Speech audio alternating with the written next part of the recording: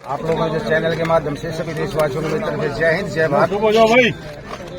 आज जिला जींद जाजनवाड़ा गांव, आप सभी को पता है, इस गांव का एक सपूत जो भारतीय सेना में 2015 में भर्ती हुआ था, जिसका नाम है अमर बलिदानी प्रदीप कमांडो।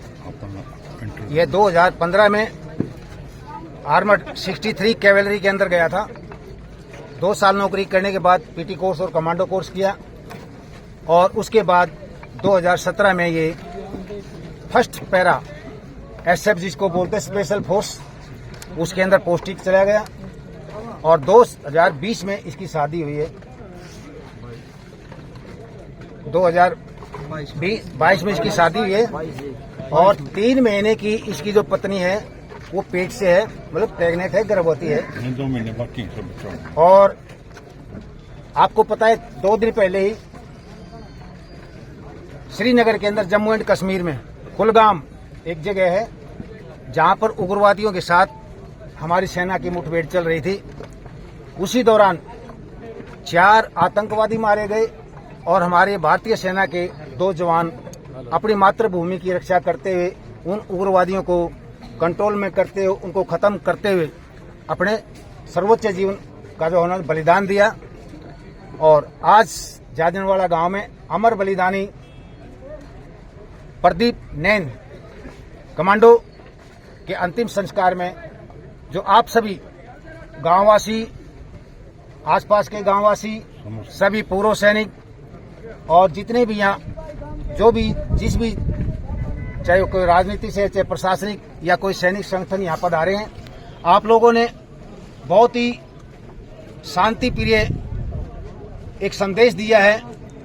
और इतनी भीड़ को देखते हुए और आपने जो अमर बलिदानी प्रदीप नैन को जो श्रद्धा सुमन अर्पित कर श्रद्धांजलि दी है, इसके लिए मैं समस्त जो इस अंतिम यात्रा में शामिल हुए, पार्थिव शरीर को अंतिम यात्रा में शामिल होकर जो सलामी दी है, जो श्रद्धांजलि दी है, जिन्हें पुष्प अर्पित किए, सभी का तहे दिल से धन्यवाद करता हूं। और सभी मीडिया कर्मियों का मैं धन्यवाद करता हूं।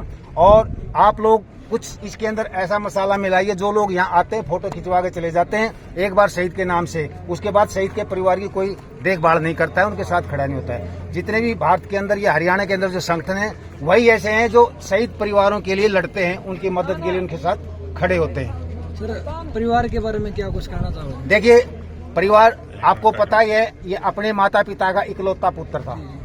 हम हरियाणा सरकार से और केंद्र सरकार से एक मांग करते हैं कि प्रदीप नैन जो कमांडो हमारे अमर बलिदानी हैं, उनके परिवार से उनकी बहन को उनकी जगह नौकरी दी जाए और ये हम दिलवाएंगे। और प्रशासन की जिम्मेवारी भी बनती है, केंद्र सरकार की भी जिम्मेवारी बनती है कि उसके परिवार से एक सदस्य को नौकरी दी जाए, जो जिस काबिल होगा उसी आधार पर उसको नौकरी दी जाएगी। सर, ऐसा क्या है कि सरकार शहीदों को मान सम्मान क्यों नहीं दे रही, उनके परिवार की तरफ ध्यान क्यों दे रही? देखिए, सरकार बहुत मान सम्मान देती है, हम इस चीज के लिए नहीं बोल सकते सरकार मान सम्मान नहीं देती है। हाँ, ऐसे मौके के ऊपर जब आते हैं, उनको शुरू से लेकर आखिरी तक रहना चाहिए, परिवार के साथ 2 मिनट बात करनी चाहिए, उनको सांत्वना देनी चाहिए। लेकिन ये क्या करते हैं, चाहे वो राजनीतिक है चाहे प्रशासनिक है, यहाँ आते हैं, पुष्प अर्पित किए, श्रद्धांजलि दी, एक फोटो खिंचवाया, अपनी शक्ल दिखा के फिर चले जाते हैं। इस बात का दुख है। सरकार से हम लड़ाई लड़ते हैं, अगर कोई ऐसी बात होती है, हम जैसे किसी का बच्चा नहीं है या पत्नी नहीं है, अगर किसी की बेटी है या कोई दिव्यांग बच्चा, हम उसकी भी पेंशन करवाने में लगे हुए हैं। तो ऐसे परिवारों के लिए सरकार बहुत कुछ करती है, लेकिन जो प्रशासनिक अधिकारी हैं वो आंखें मूंद के सोए हुए हैं, उनकी आत्मा को जगाना पड़ता है। सर, एक बात और पूछना चाहेंगे, जो अग्निवीर की पिक्चर डेथ हुई थी, उसको मतलब ये कोई स्टाफ वाले नहीं देना है, वैसे परिवार वाले देना है? देखिए, अग्निवीर की हमारी बहुत लंबी लड़ाई चल रही है। आप लोगों को पता होगा 23 मार्च 2020 के अंदर आपने देखा था, जींद के अंदर एक हमने बहुत बड़ी सभा बुलाई थी। हरियाणा, पंजाब, राजस्थान, दिल्ली, उत्तर प्रदेश, जितने भी किसान संगठन थे और सेना के संगठन थे, उनको सबको जींद के अंदर जाट धर्मशाला में एक मीटिंग की थी अग्निवीर योजना के लिए कि कोई भी इसके अंदर रजिस्ट्रेशन ना करवाए। लेकिन बेरोजगारी इतनी है, कोई हमारी युवा सुन नहीं पाया उस टाइम और उन्होंने रजिस्ट्रेशन शुरू करवा दिया 24 तारीख से ही। अग्निवीर के लिए हम सरकार से हमारी मांगे चल रही है। आप लोगों ने देखा होगा, सैनिक पिछले 14 महीने रोडों के ऊपर रहे हैं, जंतर मंतर पर रहे हैं, कितने ज्ञापन दिए हैं, कितने हमने प्रदर्शन किए हैं, लेकिन सरकार अभी कुछ जगी है। हो सकता है 7 साल या 10 साल करे और उनको घर पे नहीं भेजा जाएगा। 70% रेगुलर होंगे और जो 30% बचेंगे पैरामिलिट्री जो फोर्स हैं, बीएसएफ हो गया, सीआरपीएफ हो गया, सीआईएसएफ हो गया, उनको वहीं पे एडजस्ट कर दिया जाएगा कि उनको एक ट्रेन सोल्जर मिल जाते हैं, कोई खर्चा नहीं होता है फालतू का। दूसरा, अभी जैसे बोलते हैं अग्निवीर को कोई मुआवजा नहीं मिलता है, मैं आपको बता देना चाहता हूं, अगर अग्निवीर किसी action in killed in action, अगर किसी मुठभेड़ में मारा जाता है, अगर वो शहीद होता है तो उसको 1 करोड़ सरकार मुआवजा देती है और उसका इंश्योरेंस अलग से तकरीबन 1.5 करोड़ रुपया हो जाता है। हम ये नहीं कह सकते कोई बोलता है अग्निवीर वो कुछ नहीं मिलता है। बहुत राजनीतिक पार्टियां ये अफवाह फैलाती हैं। सर पंजाब में नहीं मिला था सर अभी ऐसा है, अगर हमारा कोई भी सैनिक, मैं आपको एक उदाहरण देना चाहता हूं, अगर कोई सैनिक, वो तो एक अग्निवीर है, अगर रेगुलर सैनिक भी अगर सुसाइड करता है, खुदकुशी करता है, तो एक अपमानजनक, एक हमारी जो संस्था है सेना, उसको अपमानजनक मौत मानते हैं, उसको शहीद का दर्जा नहीं मिलता है। अग्निवीर को तो मतलब पैसे बोल रहे हो, पैसे मिल जाए उसको, अग्निवीर को मतलब जो सम्मान मिलना चाहिए उसको शहीद का दर्जा क्यों नहीं दिया? उसके बारे में हमारी चल रही है। अभी ये हमने बोला ना, अभी आपको 23 तारीख से और जो 31 तारीख तक बजट चल रहा है, केंद्रीय बजट जो सामाजिक बजट, उसके अंदर बहुत सी घोषणाएं आपको देखने को मिलेंगी और 23 तारीख से शुरू हो जाएंगे घोषणा।